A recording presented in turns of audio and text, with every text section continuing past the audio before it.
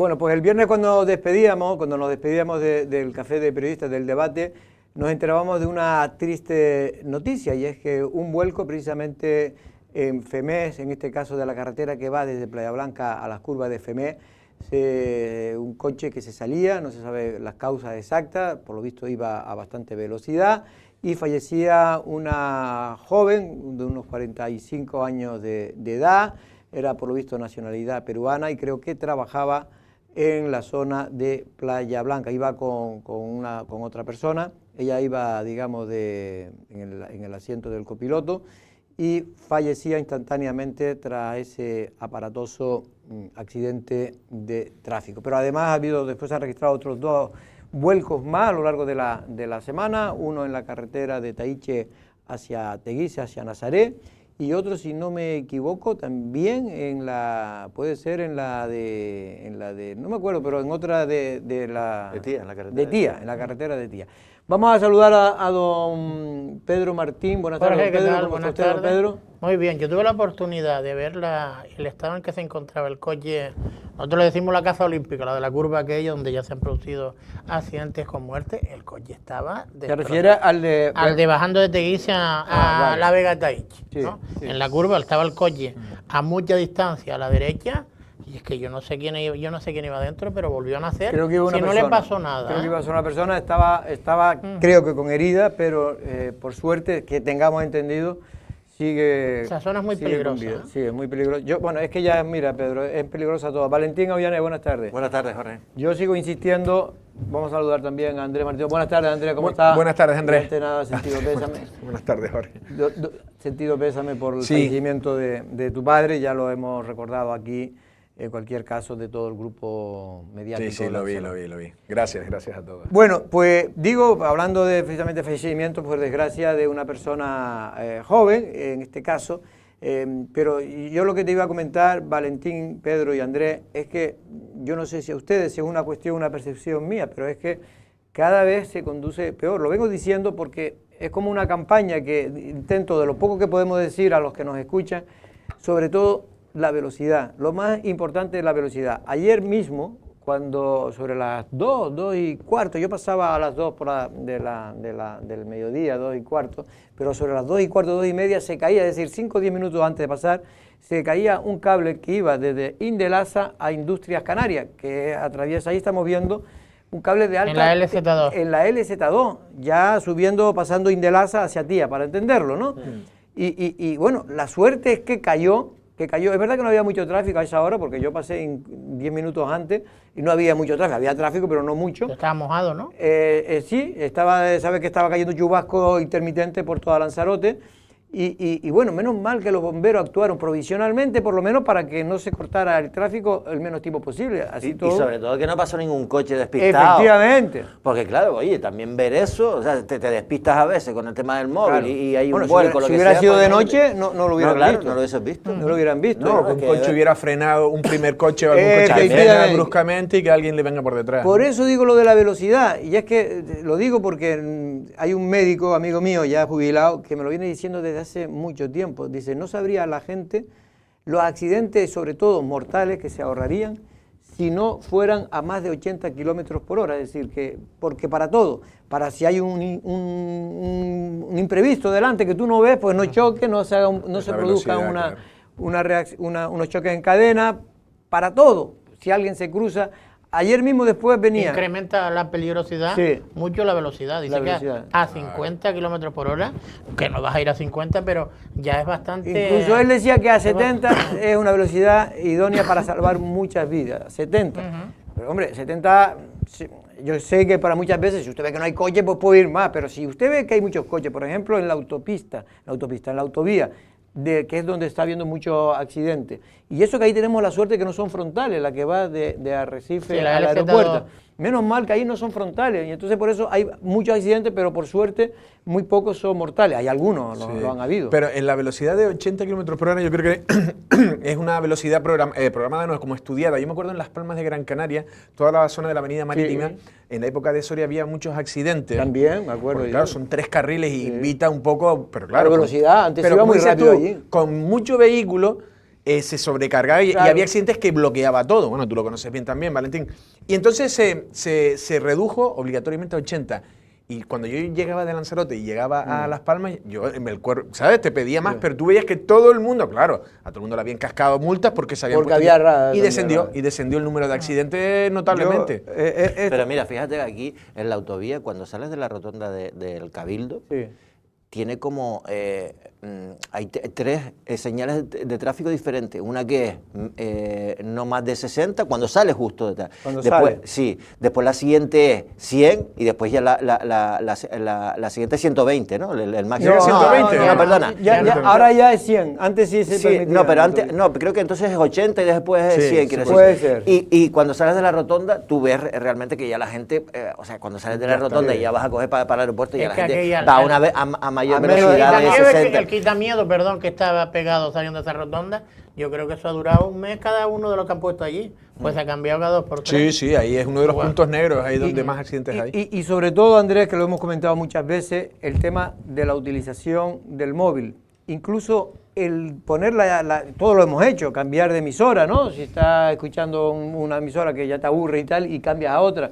Pues solo el despiste, si vas a 100 y solo el despiste, eso es que recorre el coche, por un segundo el coche está recorriendo a lo mejor 300, 400 metros. En 300, 400 metros puede pasar cualquier cosa, de que un coche se pare adelante, cualquier cosa. Y la reacción que luego, Y el ya no contravolantazo tiene, ese luego, efectivamente. pues Eso, ¿qué es lo que suele claro, ocurrir? puede originar el vuelco. Y donde está haciendo, yo eso ya lo he dicho, la Guardia Civil muy peligroso, sobre todo son, por ejemplo, en la LZ40, que necesita ya la que va de Indelaza a Puerto del Carmen, que es una de las que Ahora ya son por las condiciones de la carretera, ¿no? No, porque al ser tantos coches Y dos sentidos. en dos sentidos es muy peligroso. Es que, insisto, yo cada vez, no sé también si es la edad que te da más por responsabilidad, antes no sentía, pero yo veía antes que en Lanzarote los accidentes, es verdad que había momentos de peligrosidad, pero en general se conducía más o menos bien, pero ahora también hay nueva gente, hay muchos extranjeros, hay gente peninsular que está acostumbrada a otro tipo de cultura. La gente que viene del fuera dice coche. que aquí en Lanzarote se conduce muy mal y sobre todo acentúa el tema de las señalizaciones. Aquí no señalizamos absolutamente nada, tenemos los indicadores muchas veces para decorar, ¿no? Para que quede el coche más bonito, Sí. pero poco más. Eso me lo dice la gente de No, fuera. y yo que creo tiene que es lo oportunidad. del móvil también, incluso Sí. habría que decir, yo qué sé, si cuando tienes copiloto va con más gente, si ves que el conductor en algún momento coge para ver ¿sabes? Recriminarse, para decirle, oye, Recriminárselo. cuando en el coche tienes que estar atento, porque incluso lo de la radio ya, como en el propio volante, Sí, tienes puedes incluso, cambiarlo, puedes puedes cambiar y tal, cambiarlo. pues a lo mejor ya no te despista tanto, Tanto, sí. o tienes el manos libres y tal, pero después hay gente que responde directamente con el móvil los WhatsApp, y eso sí que esos 5 segundos pueden ser vitales. Yo cada vez veo más y cada vez que me fijo mucho cuando veo un coche que veo que va moviéndose de un lado para otro, digo, este está con el móvil. Y si lo paso con mucho cuidado, me fijo y efectivamente está sí, con sí. el móvil. Bueno, íbamos a oír, pero ya lo verán en el informativo, un corte hemos hablado con Enrique Espinosa, que es el responsable del Consorcio de Seguridad de Emergencia de Lanzarote, y nos explica exactamente lo que ocurrió en ese corte que afectó a un volumen importante de coches, porque aunque no hubiera mucho tráfico a las 2 y pico de la tarde, pero es verdad que en Lanzarote ya hay tráfico ya a cualquier hora. Por cierto, después en la segunda parte vamos a tener, Pedro, al director, en este caso de ordenación turística del gobierno de Canarias, que es un poco, le dicen, el progenitor o el padre de la nueva ley de vivienda. Vivienda vacacional, turística. Bueno, y puede ser muy interesante porque vamos a preguntarle cosas que hay muchas dudas y ciertamente parece que no es que se va a endurecer, sino que se va a hacer cumplir lo que por lo visto ya existía y no se cumple en todos aquellos que tienen vivienda, el título habilitante para poder ejercer la actividad. Pero eso será en la segunda parte. Pero ayer... Sería interesante escucharlo, o sea, va a ser interesante, sobre todo después de las acusaciones del Partido Socialista, que a mí me hacen gracia, ¿eh?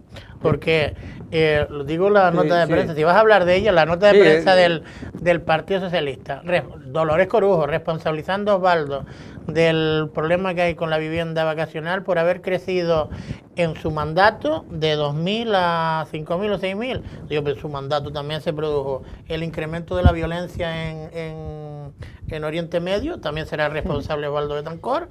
No sé si por no haber separado la guerra de Ucrania, que también se está produciendo, y alguna cosa más. No sé si ha pasado, porque es que no tiene ni pie ni cabeza. Es que el Cabildo no tiene responsabilidad en la política que se lleva a cabo en torno a la vida. No, y si fue así, en su época, hablando de vacacional, también creció más en la época de toca, Dolores Corujo, no sé si fue de 2.000 a 5.000, En la época 5.000 a 7.000. que más creyó en Canarias, la vivienda vacacional, fue en la época del Partido Socialista. Entre otras cosas, por una cosa, no por culpa de ellos, sino porque la ley cambió. Recuerdan que la ley antes tenía una serie de requisitos, los ayuntamientos ponían una serie de pegas, y llegó un momento que los tribunales de justicia tiraron la ley. Y entonces Era un decreto. Era un decreto, efectivamente, no era ley, era decreto. ¿Pero qué tiene que ver el Cabildo? Porque El Cabildo lo único que hace es recibir la No, declaraciones juradas. el Cabildo lo único que hacía era el trámite. Tú lo hacías y se lo pasaba al gobierno de Canarias. Pero sí es cierto pero en la época que más creció en Canarias, no digo en Lanzarote, en Canarias fue con el PSOE, con el gobierno de Ángel Víctor Torres. Pero insisto, porque hay que decir las cosas, no por culpa de ellos, sino porque como el decreto se cayó, entonces se llegó a un consenso, y el PSOE, que en esto es muy inteligente, dice: no voy a complicarme la vida con este tema, no voy a meterme porque no redactaron ninguna ley, ni tomaron ninguna iniciativa, como ahora han hecho Coalición Canaria y el PP, que le va a costar muchos votos, porque esto le va a costar muchos votos cuando salga esa ley, porque hay mucha gente que se va a sentir perjudicada, porque es más restrictiva que actualmente.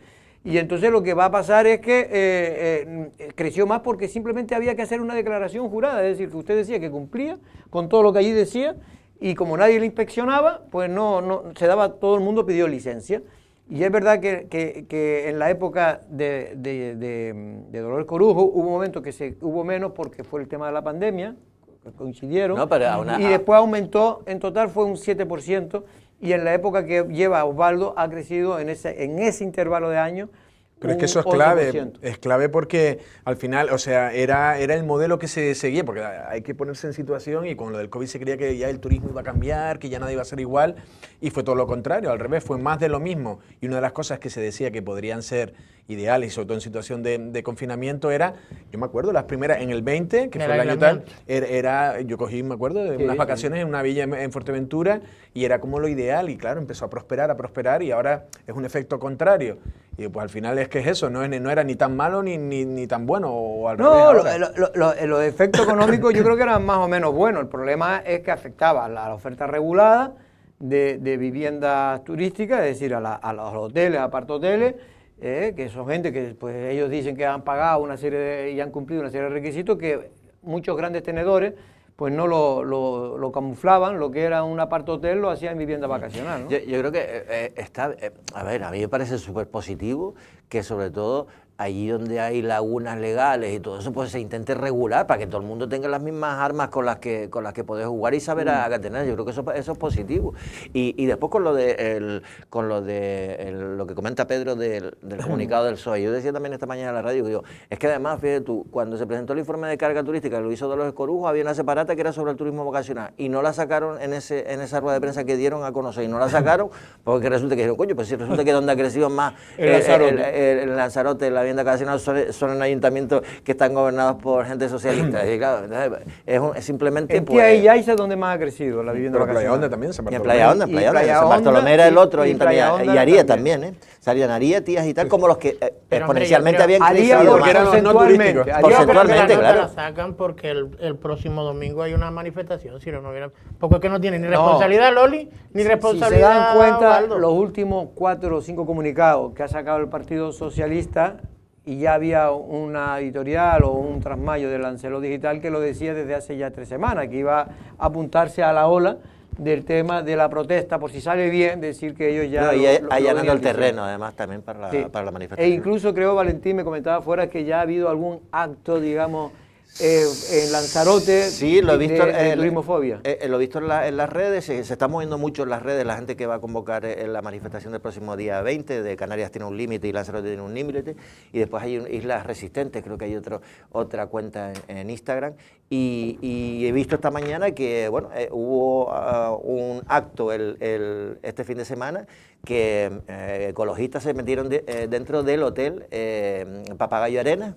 Sí, como una acción de protesta con carteles que ponían este hotel es ilegal, Además se metieron por medio de la piscina, estaba lleno de turistas con los carteles que ponían este hotel es ilegal, y el agua que nos falta a nosotros está en la piscina, está en esta piscina, lo que sea. Iban con garrafas y con botes y tal, y se llevaban el agua. Y ahí hicieron una jornada de protesta. Además, otra de las que han hecho es poner pegatinas en muchos sitios de la manifestación y poner otra vez y poner spray, por lo visto han pintado en algunos sitios. Y poner las bridas estas en las duchas públicas que hay en algunas playas para que no puedan la gente utilizarlas, ¿no? Digamos que están radicalizando un poco más el tema este porque están tirando el tiro directamente contra el turista, ¿no? O sea, y lo que llevaríamos estaban tirando es turismofobia. el tiro, lo estamos tirando el tiro sobre nuestro propio pie. No, pero lo están tirando ellos, yo no estoy tirando ningún tiro. No, me refiero en general que si se sigue en esa actitud decreciente, porque yo creo que se puede hacer manifestaciones, Andrés, se puede protestar, pero no desviar el tiro, porque si desviamos el tiro, que es lo que yo vengo diciendo, que se está camuflando realmente los que siempre han estado en contra del turismo, que siempre han estado, aunque haya mucho, aunque haya poco. Hay gente que es una cosa curiosa, porque quieren que nosotros vivimos del aire y quieren volver a la época, de alguna manera, cuando se vivía aquí, cuando nosotros teníamos que inmigrar para poder vivir dignamente, ¿no? Digo esto porque muchas veces se confunde, es decir, una cosa es que busquemos soluciones, a ver cómo se puede reducir el número de turistas, sobre todo en los espacios públicos o en los espacios, digamos, protegidos y todas estas cosas, está todo muy bien y yo creo que ahí nadie está en desacuerdo.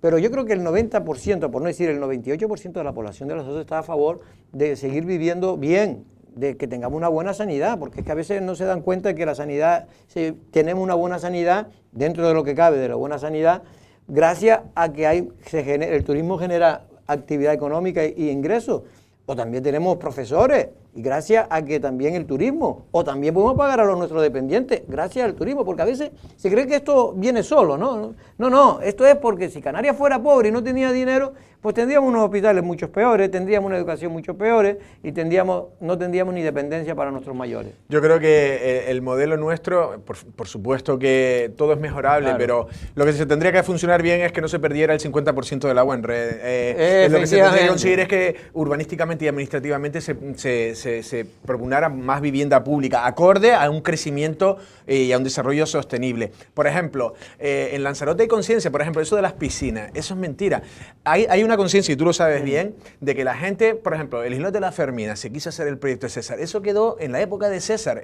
Lo que pasa es que no se puede cuestionar, pero la gente ya, tú lo sabes, ¿qué quiere la gente, por ejemplo, en el club náutico? Por decir, es un ejemplo. Sí. La gente se quiere bañar en la marea, nadie se baña en la piscina, es un concepto antiguo. La gente... No, la piscina hace nada, pero para hacer deporte. Para el deporte, pero para el baño, no como para el baño. Disfrute del baño, la gente lo quiere hacer en el mar. Tenemos un mar espectacular. O sea, que se tendría que preparar más. Hay determinadas cuestiones. Se tendría que preparar. Que sí, igual que lo de los campos de golf. Los campos de golf tienen su agua depurada o si no tienen sus propios potabilizadores. Yo creo que lo que se tiene que hacer es propugnar vivienda, propugnar agua y hacer los grandes, que son los dos grandes problemas yo creo que hay hoy en día, vivienda y agua, principalmente, porque hasta desempleo, estamos bien porque hay actividad. Lo que pasa es que se utilizan y se manipula continuamente lo que va a pasar este sábado. Entiendo que ahí volverá otra vez el Totum Revolutum, volverán a decir... El problema es que se aprovechan unos que van con buenas intenciones, que hay algunos ecologistas que van con buenas intenciones, yo creo, que quieren y además que podemos apoyar mucho las reivindicaciones, pero que hay otros que son los que yo creo que han estado, que son el 5% de la población que siempre ha estado en contra del turismo porque creen que el turismo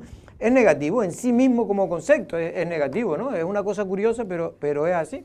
Y ese 0,5% de la población va a mandar sobre el 99,5% de la población, porque la realidad es que el 90%, según sondeos que se han hecho, de las personas están a favor de que Canarias en general siga viviendo de todas maneras, Jorge, yo creo que, de todas maneras no podemos deslegitimar evidentemente un derecho fundamental esto es un derecho que tienen, pueden ir a manifestarse, aunque yo por lo menos no esté de acuerdo y no encuentre razonable que vayan a manifestarse a un sitio donde no hay instituciones, pero lo que sí habría que a lo mejor reprochar es a los partidos. En este caso creo que el único que se ha mostrado, aunque me extraña que Nueva Canaria no se sume. No, creo que está esperando dentro de poco. Ah, bueno, pues se sumará cuando venga Jones del Tinduf. Supongo, ¿no? Y bien que hace, yendo a preocuparse evidentemente por el abandono del pueblo saharaui. El tema de a los que hay que pedirle responsabilidades son a los partidos que, como decía Andrés, no se ha regulado el territorio como tenía que regularse, no se han desclasificado camas que a lo mejor se podía haber hecho, no tenemos una infraestructura en materia sanitaria por dejadez a lo mejor de algunas administraciones públicas. Pero ir al sector turístico, ¿le vamos a pedir nosotros al sector turístico? De todas maneras, está bien, digamos, el hecho de recordarle, o sea, cuando la ciudadanía se cabrea, pues mira, lo decía Pedro esta mañana y me pareció que súper interesante. Hubo unas manifestaciones en Madrid y en Barcelona por el tema de la vivienda, sobre todo gente joven. O sea, por la escasez de vivienda, porque lo están pasando fatal. No pasó eso, quiero decir, no se convocó una aquí en Canarias, la misma, que también tenemos el problema de la vivienda. El tema del 20 de abril y del 20 de octubre es que se metió ahí, pues eso, todo el cabreo que podamos tener. ¿Y para qué sirve? Hombre, sirve también para que la clase política no se duerma, que es fundamental. Si tienes a la gente en la calle cabreada, etcétera, etcétera, ya eso es un estímulo para seguir. Y ese es el lado positivo. Lo que no me parece positivo es cuando las cosas empiezan a radicalizarse o cuando el tiro es equivocado y vas hacia el turista. Oye, yo lo decía el otro día, a mí me molestaría mucho que yo, que soy un turista, mentalmente, soy ecológico cuando voy a otro sitio y si me dicen que no puedo hacer determinadas cosas, no las hago, etcétera, etcétera, o no me subo a una montaña a hacerme un selfie, o no me llevo piedras, o no sé qué, que vaya a ver, yo qué sé, pues lo que sea, algún monumento natural, y resulta que me vea carteles allí que pongan guiri fuera, o te tiren una botella de agua. Exactamente. Entonces, hay que tener en cuenta eso, que hay que ser, bueno, de alguna forma, la crítica está bien y que la gente salga a la calle está bien para eso. Yo lo que creo que hay que hacer política de verdad, y menos palabrerío y hacer política. Por ejemplo, lo que está haciendo el Cabildo me parece bien, ya era hora de que se esté facilitando, creo que se va a facilitar al gobierno de Canarias terreno para poder... para la compra de suelo. Sí, va a comprar suelo y para ceder... Y lo cede para la promoción de vivienda. Para promoción de ya lo compró, ya lo ha comprado. Es menos hablar, que es lo que se ha hecho en esta isla, claro, el chuchu, y nadie hace nada, y hacer cosas que sean efectivas. De todas maneras, esto hasta que se compre el terreno. No, ya está comprado. Ya está comprado. Bueno, lo que pasa es que queda todavía por comprar. Hay otras zonas, son 6 millones, 2 solares en Arrecife, en el centro, y otro en Uga. Y después hay otra planificación antes de final de año para comprar otros 2 terrenos también en Arrecife y en San Bartolomé. Y ahora, digamos que la noticia que he leído yo en el Cabildo, en la nota de prensa, es que lo que han ido a notaría y han pagado los 6 millones y ya es propiedad del Cabildo de Lanzarote. Ahora tienen que llevarlo a pleno, se lo ceden al Instituto Canario de la Vivienda para que sea quien promueva las viviendas. Ya, pero que todo esto va... No, tiene un plazo. Pero ustedes se acuerdan que en el gobierno de Dolores Corujo se había prometido y que estaba de consejero de vivienda. No, habían pedido 20 millones de euros y se gastó para hacer, se gastó medio millón para otra cosa, no tenía que hacer vivienda, para hacer las viviendas que están, para hacer viviendas al lado de lo que era antes los centros turísticos, sí, o INALSA. No se hizo nada, absolutamente nada. Por eso digo que eso es lo que yo llamo, la política de hablar, pero después hacer nada, porque es que no es fácil, y seguramente que lo intentaron y tuvieron buena intención, como la famosa ley de vivienda, que yo no digo que el PSOE y Podemos, que es más de Podemos que del PSOE, no tuviera buena intención, pero que lo que ha hecho es complicar que la gente saque... A ver, si todos nos damos cuenta, igual que lo planteaste y te equivocaste con buena intención, no puedes modificarla. No, al contrario. O se quedan grabadas en piedra. Al contrario, ahora en esta manifestación de ayer, no sé si ustedes escucharon los lemas, uno de ellos era la próxima acción es la huelga. Huelga de alquileres. Entonces, me parece muy bien que digan esas cosas porque no se va a hacer, pero eso es lo único que está haciendo para que vean ustedes hasta cómo las malas intenciones y muchas veces las escopetas las carga el diablo contra ellos mismos. Es que solo el anuncio de eso, lo único que consigue es que la gente retire vivienda.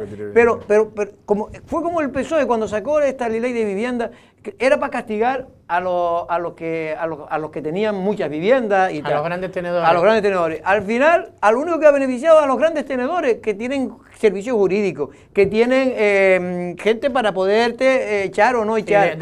Desocupa. Y a los pobres que tenían la vivienda, que le ha costado 40 años, que la ponían en alquiler, ahora la han quitado, pero solo por miedo, porque no saben si se le van a poder meter cualquiera ahí y se les queda, porque la ley permite que si es una familia vulnerable, pues se pueda quedar hasta que le busquen una y es que además social. es como la ley del oeste, la ley ahora. Es decir, hay casos de gente a la que le piden pues avales tienen que avalar con sus padres, estudiantes que tienen que avalar con sus padres, o te piden 4 meses Ya nadie se fía. Claro, es decir, pero claro, todo eso debería estar regulado, Claro. si estuviese mejor regulado. No, y la mejor regulación es crear vivienda y dar facilidades. Si usted le da muchas facilidades al que alquila, verá usted que salen rápidamente miles de viviendas. Y que al la mercado. noticia esta es buena porque ya lo ha comprado, esos 6 millones de euros para esas, verdad que se han anunciado muchas veces, ¿no? Es en la calle Triana, en la zona de Maneja y la zona de Uga.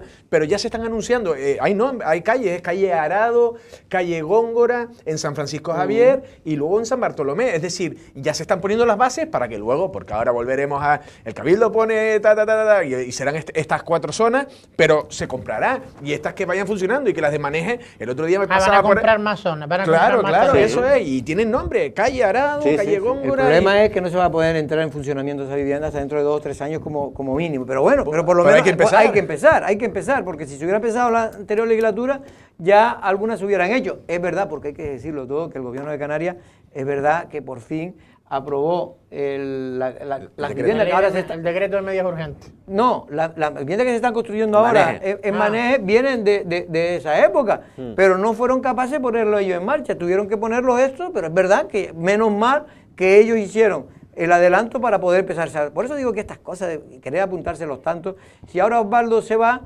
pues el que venga, si viene Dolores Corujo, pues se va a aprovechar de todos esos terrenos que se han comprado para que el gobierno de Canarias, el Instituto de la Vivienda creo que es, pueda construir nuevas viviendas. Y es la única forma de bajar, porque la oferta, hay que liberar suelo en España para que se pueda construir. En España se construyen unas 90.000 viviendas, lo leí ayer, unas 90.000 viviendas al año. Y en cambio, cada año se surgen 200.000 familias, hogares nuevos. Pues ya me dirán ustedes cómo se arregla esta... Con el Banco Malo, ¿cómo lo van a solucionar en Cataluña? No, y otro dato, el 66% de los jóvenes entre 18 y 35 sigue viviendo en casa de sus padres. Sí. O sea que eso te hasta da los un poco... 35, ¿eh? Hasta los 35. No, lo digo por mí, hasta cuándo voy a tener que hasta aguantar. los 35, vale. Yo vivo No, con que- mi madre y tengo 50. Pedro rompe las reglas. Siempre. Se sale de la media, Pedro. Bueno, pero tú estás ahí un poco por hacer compañía. Pero compañía no. Yo sí casi Y toda porque mi vida he vivido con mi madre. porque tiene el potaje seguro. No, y hoy voy a comer potaje de lentejas. Oh, qué bueno está el potaje ese.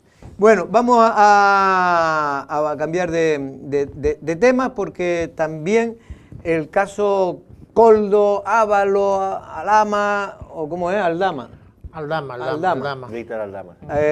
Cada vez se está complicando más, no solo en España, Valentín, sino también, Pedro, en Canarias, porque hay... España es Canarias también, o Canarias es España, pero bueno, sí es verdad. pero me refiero que en la comunidad canaria, ¿por qué? Porque ya se desmiente de alguna manera, o se desmiente, o no coincide lo que dijo Ángel Víctor Torres, el presidente el que fue presidente del gobierno de Canarias, cuando el tema de la pandemia, no coincide lo que dijo en el Congreso con lo que se recoge al menos en el informe de la UCO, que viene a decir que efectivamente Ángel Víctor Torres sí habló, sí se intercambió mensaje con Koldo y con uno de los 4 mosqueteros que estaban en la trama de la... Ortiz, creo que se llama. Y ¿no? Tapia, ¿no? Sí.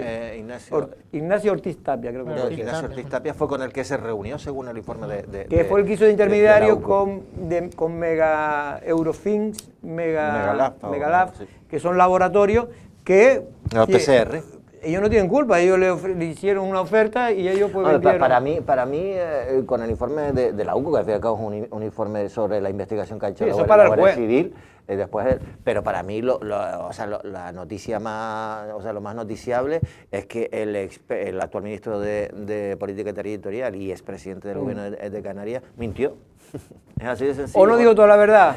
Bueno, al fin y al cabo, lo llames como lo llames, él dijo en sede parlamentaria, o sea, en el Congreso, en la comisión que se investiga, que él no se había ni reunido ni había tenido contacto con nadie, que él en aquel momento muchísimas empresas venían a ofrecerse al gobierno y él lo que hacía era trasladarlo todo al Servicio Canario de Salud, pero que no había mantenido ningún contacto. Y según el informe de la Guardia Civil, es decir, no solo están los WhatsApp que entre este señor, Tapia, Aldama, con Ángel Víctor Torres, sino que además con Coldo se hace referencia a una reunión que tuvo con el señor Tapia para el tema de los PCR, y aparte el presidente del gobierno le dio el teléfono de Blas Trujillo, que entonces era el consejero de Sanidad. O sea, mi pregunta es, ¿por qué no dijo que sí que había tenido contacto? O sea, quiero decir, si no tiene nada que esconder, claro, si no tiene nada que esconder, dice la verdad, porque no estamos diciendo que el PSOE se haya financiado, ni que se haya llevado dinero, ni mordida, pero si estás mintiendo por lo que dice el informe de la UCO. Yo en esto siempre, y de lo que dije al principio, coincide con lo que todavía creo que va a pasar, es decir, o pasó. Que esto no es que el señor Ángel Víctor Torres, al que yo tengo en buena consideración, por lo poco que le conozco y me parece un hombre honrado y honesto. Y a mí también. Lo que quiero decir, no quiero que él estuviera metido ni mucho menos en el tema, sino simplemente, oye, le llama Coldo. Coldo sabe que tiene la ascendencia del que está avalado por el señor Ávalo, nunca mejor dicho. Y en este caso, pues le dice, mira, oye, que te vamos a facilitar la posibilidad de que compre, en ese momento era difícil encontrar todas estas cosas, y encima le ofrece un negocio que podía ser novedoso, que era el famoso esto de hacerse las pruebas, las PCR para tú poder viajar seguro y tal. Lo vendieron como algo, y además lo vendió, yo me acuerdo que se vendió como algo, como un adelanto. Sobre todo para venir de los que venían de no residentes. Fuera de Canarias, que vinieran a Canarias. Mi hijo se la tuvo que hacer en Madrid a través de tal. No, y si tú viajabas a Madrid también, y pasabas más del que te había hecho, yo me lo tuve que hacer, por ejemplo, fui a Fitur en plena pandemia, recuerdo, y tuve que hacerme la... hacías el laboratorio, que era el único que se les pagaba. Era ese, yo fui, yo me lo hice en el propio Fitur, te lo podía hacer, pero había laboratorios en Madrid, yo fui acompañando a una compañera que se la hizo ahí, en este caso, era al lado de donde celebra el Atlético de Madrid, ¿cómo se llama? La fuente de Neptuno. De Neptuno. Era muy cerca de ahí donde estaba el laboratorio, uno de los tantos que tenía esa cadena. Bueno, lo cierto es que esa cosa se está complicando y parece, Andrés, que ahora ya también Coalición Canaria, oye, pues por responsabilidad política, pues ha dicho, porque Coalición Canaria ha sido muy, la gente no se lo cree, pero ha sido, si esto hubiera sido al revés, ay mi madre. Sí, lo que le hicieron a Fernando Clavijo por la chorrada aquella de las grúas famosas, de verdad. No, pero es que antes tú y Pedro hablaban de que, bueno, pero era aquí estamos Canarias es España, pero es que Canarias y Baleares también fueron especialmente... eran como los conejillos de India del negocio. Con todo el tema de las mascarillas, aquí se están juntando varias cosas, hay que recordar. Caso mascarilla en Canarias ha habido dos, o sea, el primero de las que no llegaron, el primero de las que no llegaron. Y ese se está tapado, y eso fueron 4 millones de dinero público que se han tirado. ¿Y tú imaginas que eso lo hubiera hecho Coalición Canaria? ¡Ay, mi madre! Sí, pues después otro más, después con uno de los temas 12 millones, después COVID. fueron a 5,6 los test, 5,6. Sí, pero 12, y medio fue en mascarilla que se le compró a esta gente de Soluciones y Gestión, que era una marca además buena, Soluciones y Gestión, que es la de Aldama. Lo que la UCO también viene a decir, yo creo que es eso, que encima eran como indicadas a quién tenías que comprar, o sea, porque no había de distintos mercados y alguna fue, sino que fueron por el conducto. Es que resulta llamativo lo que dice UCO hacia el juez, es lo que tú acabas de decir, Andrés, que lo que dice es que las únicas conversaciones que se mantuvieron fueron con el intermediario de esos laboratorios, y Coldo también le recomendó que la posibilidad de hacer negocio con eso, y que lo que dice la UCO es que, hombre, que si después no hubieran salido ellos, pues, oye, pues no quedó en nada. Pero el problema es que se la dieron a ellos, a los que le dieron. Y fíjate, porque no además, hubo nadie más. Además, estamos en medio de la pandemia, lógicamente, se había declarado la emergencia sanitaria. Eso te permitía, además, contratar a dedo. Fiscalización. O sea, que podías haberle incluso contratado. adelantando dinero. No, que eso no es un procedimiento habitual en la administración. Que fue lo que se hizo también en el caso de las 4 millones de esos. Y claro, pero puede pasar que resulta que la trama esté circunscrita solo a Koldo, Ábalos, Aldama, el otro, los 4 mosqueteros famosos, y Ángel Víctor Torres lo único... Lo utilizaron igual que Armengol, lo que sea. Pero lo que sí que es verdad es que no puedes mentir, Di, que te reuniste porque tú no lo que sabes pasa es nada. que él después se vio todo aquello, el lío, porque claro, pero es lógico. Pero tampoco, ya venía escamado por el mediador, ¿no? Ya venía, yo me ha pasado otra vez. No, pero que, a ver, que tampoco vamos a engañarnos, estas cosas son así. Esto te llama el ayudante del que era el número 2 del PSOE, que era el señor Ábalos, te llama Koldo, que era el hombre de confianza, el señor Koldo, del señor Álavo, y te llama, y lo más normal que... Ábalos, yo te dije Álavo. Sí, pero bueno, da igual. Bueno, lo que te quiere, es normal que, oye, pues le lleva una llamada encima, aquellos momentos, son momentos difíciles, pues yo no sé si dirá, mira, pues si se hace un favor, se le hacemos un favor, pero creyendo que estaba dentro de la, Oye, es que además, de la legalidad. Tiene sentido, era el ministro de Transporte, que el ministro de Transporte te recomienda una empresa, si no hubiese habido mordidas ni nada, pues oye, si me la recomienda el ministro porque es una empresa solvente, oye, pues vamos con ella rápidamente, que tenemos pues la posibilidad, ¿no? Es curioso era salvar vidas. ¿Se acuerdan cómo empezó todos los casos de corrupción en torno a la pandemia? Con el Marquesito, el hermano, y al final va a salpicar en mayor medida pues a los que denunciaban en este caso. Bueno, es que sale a raíz de eso, porque sale del PP de Madrid, que Ayuso, cansada de que fueran a por su familia y tal, dice ahora sí, y de no sé cuántas, de 12 que se iniciaron, cayeron 11, no fueron, pero en esta sí salió. Esa fue la que cogieron. Y responsabilidad política también tiene que haber. Si estás mintiendo.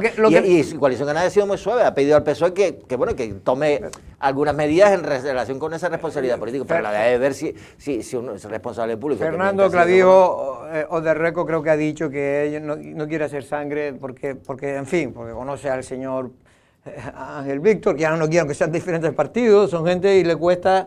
Pero estamos con la agenda canaria, claro, pero también le cuesta, él lo que dice a sus amigos, dice, oye, lo que me hicieron a mí por la chorrada aquella de los reparos, los famosos reparos, que ahí el PSOE se empleó a fondo para intentar cargárselo y todos los grupos mediáticos... Y evitó que fuese presidente del gobierno. Efectivamente. Pero Clavijo tiene un poco un rollo Mandela, ¿sabes? De esto de que cuando los que te han puesto en la cárcel, que te han mantenido 25 años y él sale, no hay que hacer nada, todo... No, y es verdad, porque el tío siempre la presunción de inocencia y podría estar más y sobre todo siempre intenta salvar, nunca nombra mucho al presidente, al anterior presidente, bueno, dice que el PSOE tiene que dar explicaciones, ahora lo está diciendo el segundo, el tercer, bueno, el portavoz, en este caso creo que el portavoz, el presidente del grupo parlamentario.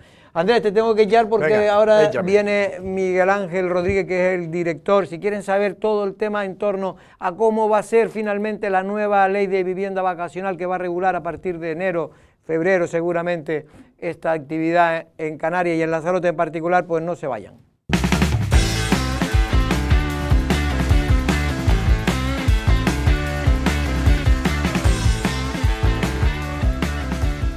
Bueno, pues ya estamos en la segunda parte del Café de Periodista y vamos con nuestro invitado, pero en este caso vamos a hablar por Skype porque lo tenemos al director, en este general del Gobierno de Canarias, de Ordenación Turística, don Miguel Ángel Rodríguez, que también se le conoce como el padre, él ya no lo dirá o no, de la nueva ley que regula la vivienda vacacional en Canarias. Don Miguel Ángel, muy buenas tardes, ¿cómo estamos?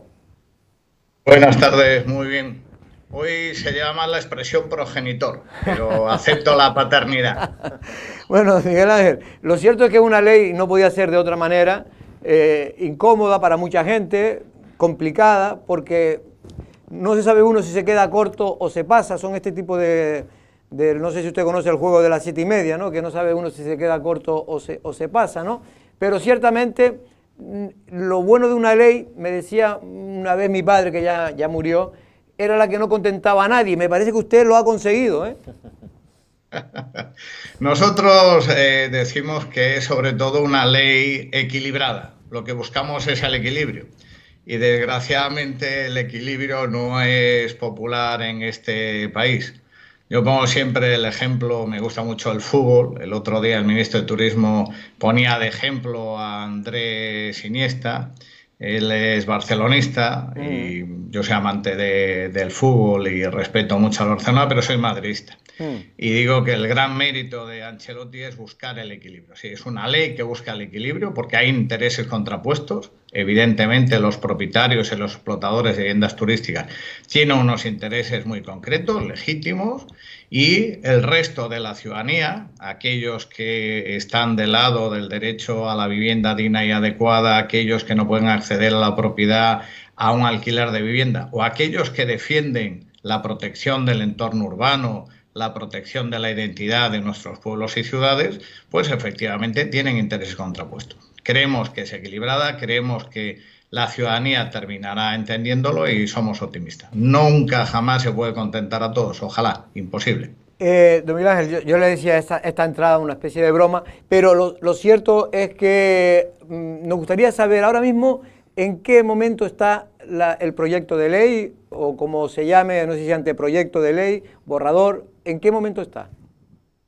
Todavía es un anteproyecto y le faltan dos cosas. El informe de los servicios jurídicos del Gobierno de Canarias, que es un informe interno y que llegará en los próximos días, y a partir de ahí irá al Consejo de Gobierno de Canarias, que lo eleva al Consejo Consultivo de Canarias. El Consejo Consultivo emite su informe, vuelve a Gobierno y de ahí al Parlamento. Nuestra expectativa es que el 28 de noviembre, es la cifra que manejamos, pueda ir a Gobierno para que el 28 de octubre. El 28 de octubre.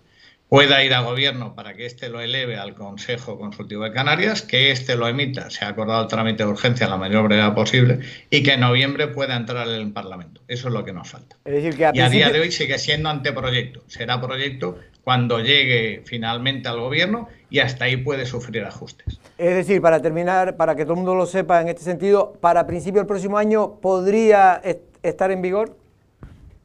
Más en febrero que en enero. Esa es nuestra expectativa. Nuestro plazo inicial fue 30 de junio, no hemos llegado. El segundo era 31 de diciembre, no llegaremos, pero enero, febrero, más febrero que enero sí. En este caso, Pedro Martín. Don Miguel Ángel, ¿qué tal? Buenas tardes. A mí me gustaría pedirle, yo creo que también hay que hacer una labor pedagógica, sé que esto está en exposición pública, ha estado en exposición pública, se han presentado alegaciones, etcétera, ha habido muchas alegaciones, pero es verdad que hay cierta confusión. ¿Usted podría decir cuáles son los puntos claves de los que se tienen que cumplir para que las personas que hayan vivido del turismo vacacional, que estén metidas en ese turismo vacacional, sus viviendas puedan seguir estando dentro? Porque me las preguntan a mí, pero yo me sé algunas, pero no lo sé. Y después, no lo sé concretamente, creo que son 10. Y después me gustaría también saber su opinión al respecto de las declaraciones de Doris Borrego acusándoles de ir ustedes con los grandes tenedores, porque la última intervención que tuvo aquí precisamente hablaba de que la ley era más restrictiva con los grandes tenedores, a partir de 10, que con los pequeños tenedores, porque eso era más o menos lo que querían ustedes impulsar en la ley, ¿no? Al revés, que era más restrictiva con los grandes tenedores. No, más restrictiva con los pequeños. Con los pequeños. Con los Pues pequeños. lo entendí yo al revés. Sí. Encantado de responderle a las dos preguntas. Empiezo por la segunda porque es muy fácil. Lo hemos dicho desde el inicio, lo decimos ahora y lo mantenemos. Es muy claro el anteproyecto de ley. Prohibición total y absoluta de nuevos no hoteles, pseudohoteles, paroteles. Es decir, no se podrá destinar un solar con destino residencial íntegramente a viviendas vacacionales. No se podrá hurtar a la ciudadanía de 50 en 50, de 100 en 100 o de 200 en 200 las viviendas para uso turístico. Es un no tajante, es de las pocas prohibiciones tajantes que existen en la ley. ¿Eso quiere decir que no hay nada más al respecto de los no hoteles, los parahoteles, los pseudohoteles? No. Se establece un régimen que me va a permitir la expresión coloquial, es de palo y zanahoria.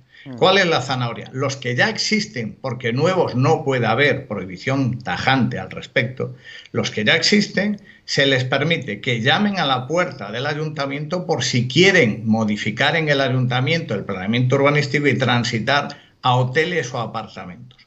¿Por qué? Porque hotel y apartamento genera más y mejor empleo y más fiscalidad que la actividad de vivienda vacacional. Y por lo tanto se considera que para el interés público es adecuado ofrecer ese incentivo, es un régimen de incentivos, para que transiten hacia esa modalidad. Porque si no transita ahí, ¿se suspendería? Es decir, eso... No, si no transitan y están vigentes, es muy sencillo. El régimen transitorio, que era la primera pregunta, se puede ver simplemente con dos disposiciones, la transitoria primera y la transitoria segunda. ¿Qué diferencia hay? Si es propietario y a la vez explotador de vivienda vacacional, podrá mantener la vigencia de su declaración responsable de por vida, pero no podrá transmitirla ni mortis causa ni inter vivos. ¿Por qué? Porque esa vigencia de esa declaración responsable lo que hace es mantener vigente una declaración responsable que no está amparada ni en el planeamiento urbanístico ni en el nuevo régimen de la ley. Se permite, es un incentivo. Y ahí da igual que seas pequeño que grande. Y seguramente alguien dirá, hombre, deberían penalizar a los grandes e incentivar a los pequeños. Sí. Vale, pero es que estamos en la Unión Europea. Y la Unión Europea, la Directiva de Servicios, establece 3 requisitos cuando tú regulas una actividad de servicios como esta. Tienes que acreditar el principio de necesidad, el principio de proporcionalidad y la no discriminación. ¿Puede alguien acreditarme al margen de criterios, con todo el cariño, superficiales o frívolos? ¿Cuál sería el fundamento jurídico de distinguir un régimen del pequeño del grande? Pero lo más importante, yo creo que lo he comentado en muchas ocasiones. ¿Qué entienden aquellos que hablan de pequeño propietario, de pequeño tenedor y de gran tenedor? Yo les pongo un ejemplo claro. La ley de vivienda estatal dice que hasta 10 viviendas, no eres gran tenedor. Caray, lo digo abiertamente, pero son opciones políticas, es mi opinión y puede haber otras. Sinceramente, alguien que explota 10 viviendas vacacionales, yo no le llamaría pequeño tenedor. Si además fuesen ciertas las cifras que da SCAF de 2.700 millones al año de facturación y las cifras que tenía, me da igual cuando hablan de 50 o de 60, rentabilidades medias por vivienda, media, de 45.000 o 60.000 euros al año por vivienda. Con los datos que ellos dan, hombre, si usted tiene 10 viviendas y la rentabilidad media es de 60.000 euros al año, perdón, los ingresos medios, está usted moviendo 600.000 euros. A mí me cuesta llamarle pequeño tenedor. Pero es que esa ley estatal de vivienda dice que puede ser pequeño tenedor hasta con 1.500 metros cuadrados de superficie construida, con la superficie mínima que se permite a la vivienda vacacional de 25 metros cuadrados, sería pequeño tenedor con 60 viviendas de 25 metros cuadrados. Realmente, mi opinión es que yo no le puedo llamar pequeño tenedor a alguien que tiene 60 viviendas. No. Pero entonces, don Miguel, entonces Europa no lo permite. Y entonces, don Miguel, que la ley va a regular eso que usted está comentando, lo que parece a todas luces pues injusto. No, no puede discriminar entre pequeños y grandes tenedores. Ojo, lo que puede discriminar es el uso y por lo tanto prohíbe aquello que la gente llamaría coloquialmente un gran tenedor. Prohíbe construir pseudohoteles o parahoteles, lo que ahora hemos visto, edificios enteros de vivienda vacacional, se prohíbe. Pero no por discriminar al propietario, sino porque urbanísticamente, territorialmente, turísticamente, no encaja con el modelo turístico de Canarias. Esa es la clave. Entendido. Entonces, ¿podrá haber nuevos edificios enteros, nuevos grandes tenedores? No. ¿Podrá haber alguien que de una en una vaya sumando? Sí, pero tendrá que ser de una en una. Valentín o Janet. Miguel Ángel Rodríguez, buenas tardes. Yo buenas tardes. Tengo una duda que es la siguiente, es decir, ¿cómo es posible que estén las posiciones tan encontradas? Quiero decir, cuando hablábamos el otro día con la presidenta de ASCAF, con Doris Borrego, nos decía que había estado hablando con algunos de los propietarios de viviendas vacacionales por diferentes islas, que aquí en Lanzarote había hecho una reunión, que habían venido en torno a 200 personas, o sea, que mucha expectación, y que había preguntado quién de los presentes cumplía con los nuevos requisitos que plantea el anteproyecto de ley de regulación de la vivienda vacacional, y nadie levantó la mano. Entonces, claro, le preguntamos aquí qué era precisamente, qué requisitos no cumplían los que ya están funcionando. Y puso que uno de los requisitos que va a ser imposible cumplir, va a ser la licencia de actividades clasificadas, que eso va a ser una criba de todos los pequeños, porque para que tenga una licencia de actividades clasificadas tienen que cumplir con una serie de requisitos que se le piden a apartamentos u hoteles, que en el caso de las viviendas vacacionales no lo tendría. ¿Esto es así? Pues no sabe lo que me alegra que me haga usted esa pregunta. Verá que voy a alzar la vista para en las otras pantallas leerle cuál es el régimen vigente. Lo primero que tengo que decirle es que la ley, el anteproyecto de ley, perdón, no innova nada en tal sentido. Pero nada es nada, salvo decirle a ayuntamientos que aprueben planes de inspección. A día de hoy, ¿qué dice el decreto 113/2015? Artículo 4, es que negro sobre blanco lo pueden comprobar. Las viviendas objeto de la presente regulación deberán cumplir las prescripciones contenidas en la Ley de Ordenación del Turismo de Canarias, las contenidas en el presente reglamento y el resto de las normas sectoriales que les sean de aplicación, especialmente las de seguridad, salubridad, urbanísticas, técnicas, habitabilidad, accesibilidad y en general la de actividades clasificadas. Es que ya era exigible con el decreto 113/2015. Decir lo contrario es faltar a la verdad. Pero le voy a dar un dato adicional. Artículo 4 del decreto 113/2015. Es exigible desde el año 2015. La gran pregunta es, ¿se ha asesorado bien a los propietarios y explotadores de la vivienda vacacional desde el año 2015 o se les ha informado mal? Esa es una de las grandes preguntas. Pero fíjese usted que tenemos un decreto que regula las actividades clásicas, las enumera, lo que se llamaba siempre el nomenclator. Y les voy a dar hasta el boletín, si lo quieren. Y el epígrafe 11.26 dice que es actividad clasificada los establecimientos turísticos de alojamiento. Es así de fácil. Y lo puede ver la gente en el decreto 52/2012, que está en el Boletín Oficial de Canarias del 15 de junio del 2012. Todos los establecimientos de alojamiento turístico, sin distinción, y hay que recordar que el mismo decreto 113/2015 dice que una vivienda vacacional es un establecimiento alojativo turístico extrahotelero, son actividades clasificadas. Haya o no haya ley, tienen que tener, no licencia, no es verdad, tienen que cumplir actividades clasificadas.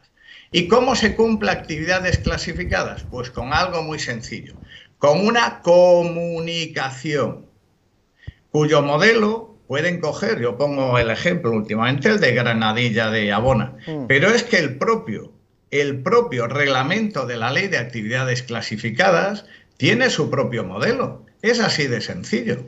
En el anexo 3, entonces, es un modelo de comunicación previa, la gente que presenta la declaración responsable de vivienda vacacional, surte efecto desde el mismo día que la presenta, pues actividades clasificadas, lo mismo, solo que en vez de llamarse declaración responsable es menos, comunicación previa para la puesta en funcionamiento de vivienda vacacional. Por lo tanto, no es verdad que se le pida licencia de actividades clasificadas, no es cierto.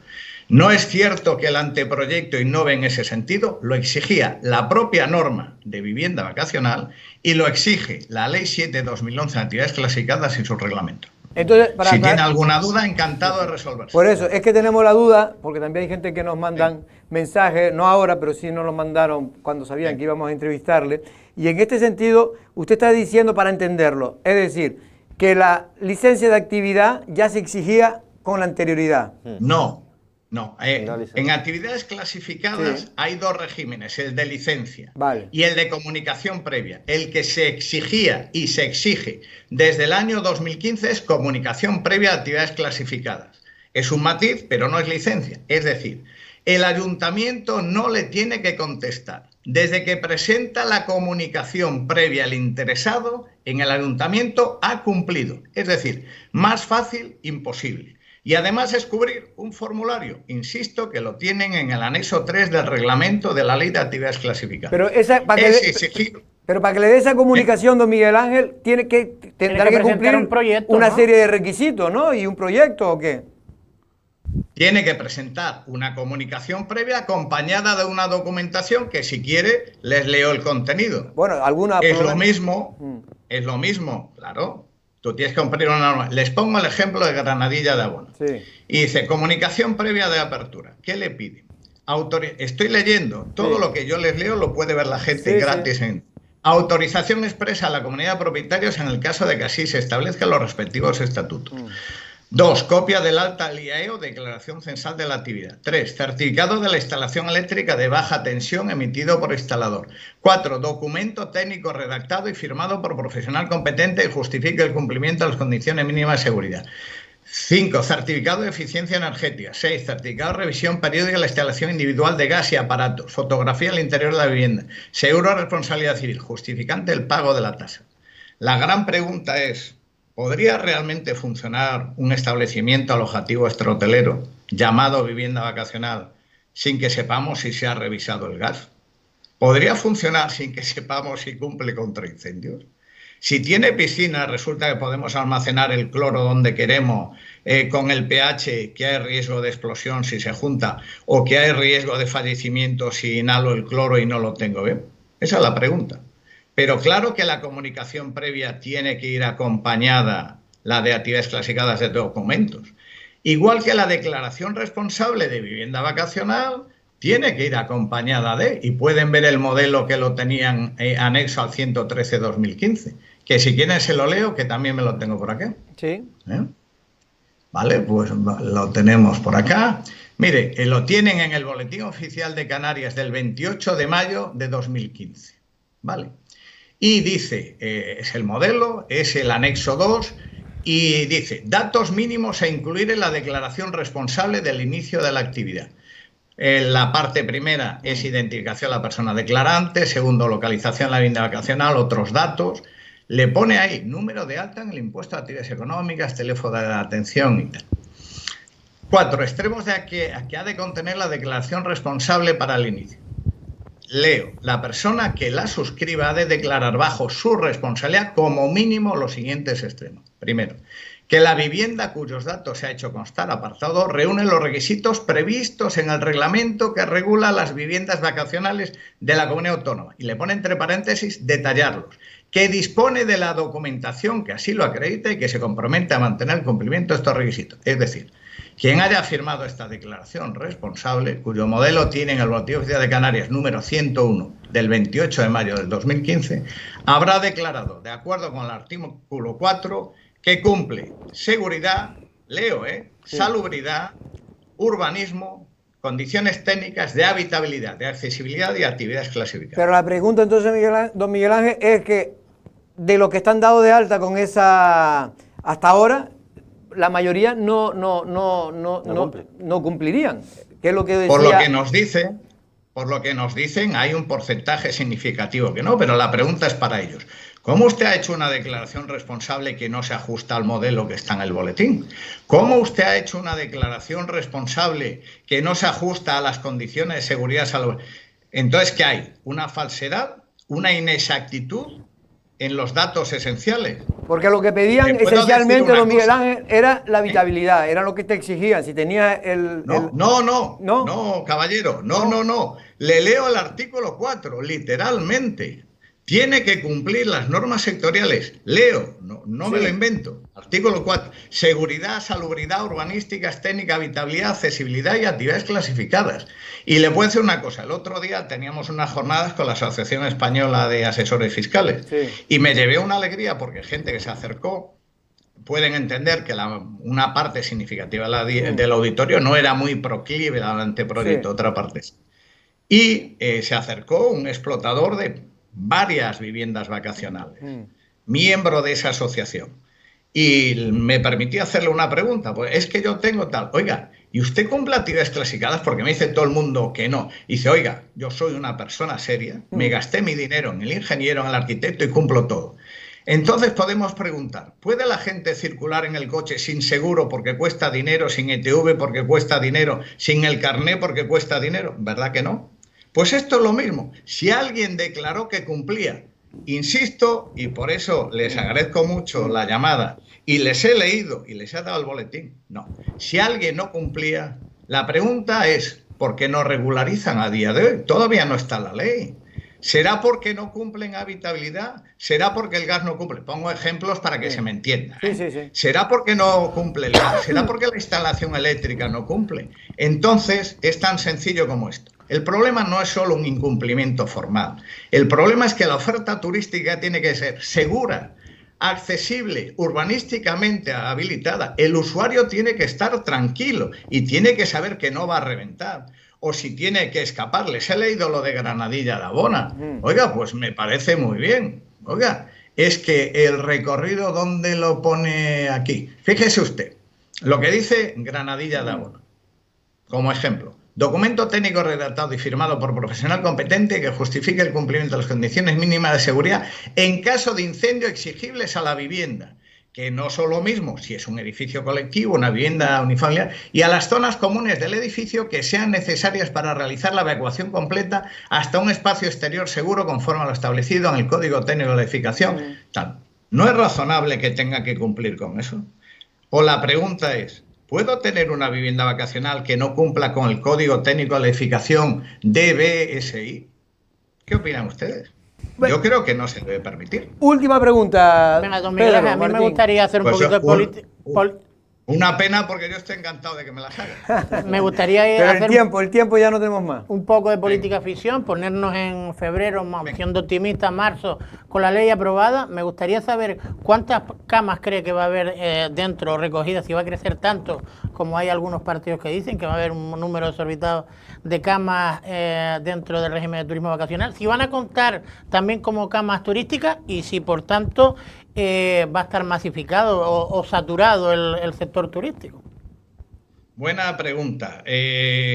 Ustedes están en Lanzarote. Lanzarote es una isla que siempre se presenta como modélica y con razón, al haber establecido en su día un techo de crecimiento, pero la gran pregunta, sobre todo en Lanzarote, pero también en otros territorios, es: ¿ha constituido ese techo de camas turísticas previsto en el plan insular un impedimento para la implantación de decenas de miles de plazas en vivienda vacacional?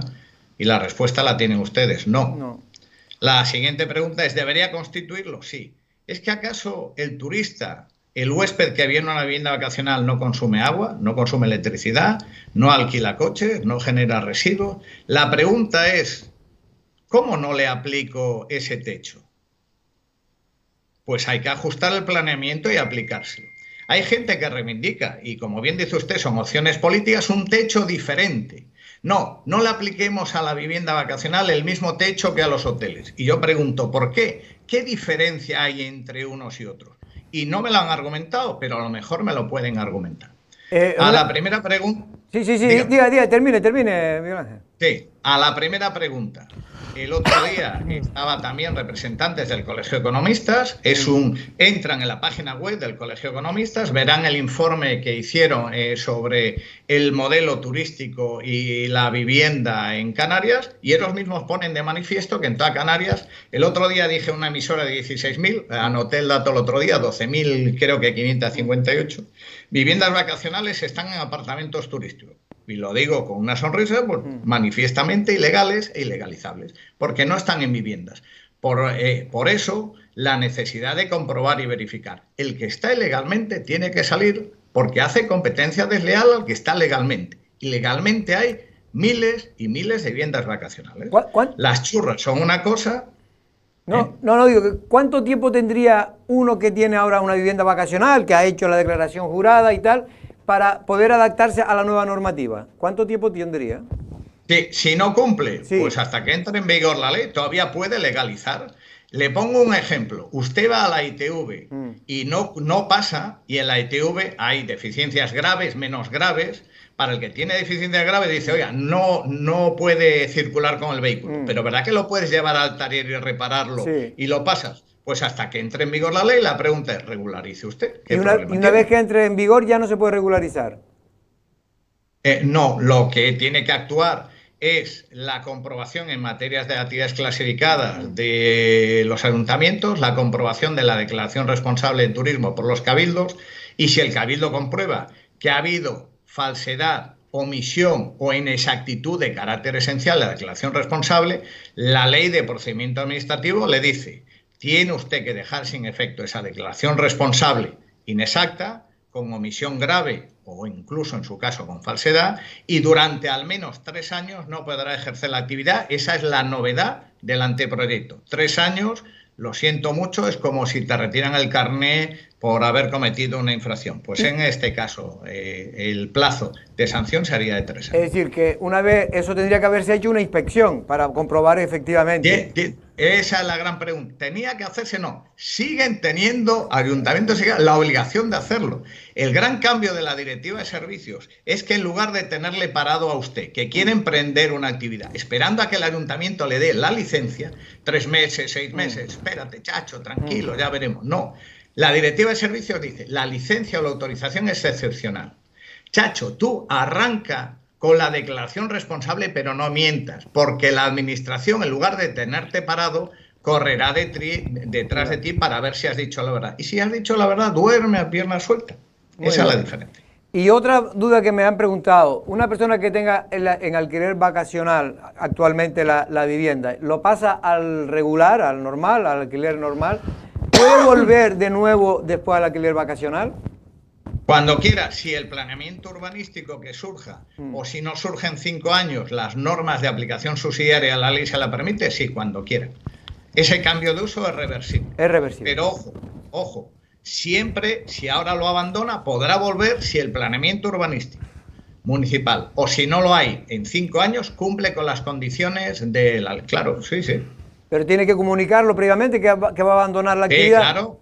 Declaración responsable, dice, cumplo con el planeamiento urbanístico, cumplo con actividades clásicas, lo mismo. El artículo 4 no cambia del reglamento. Y ya está, ningún problema. Ya, pero que tiene que comunicar que se da de baja. Nueva. Sí, tiene que comunicar la baja, se dedica al arrendamiento a larga duración y dentro de 3, 6 años, oye, pues vuelvo a esto. Ningún problema.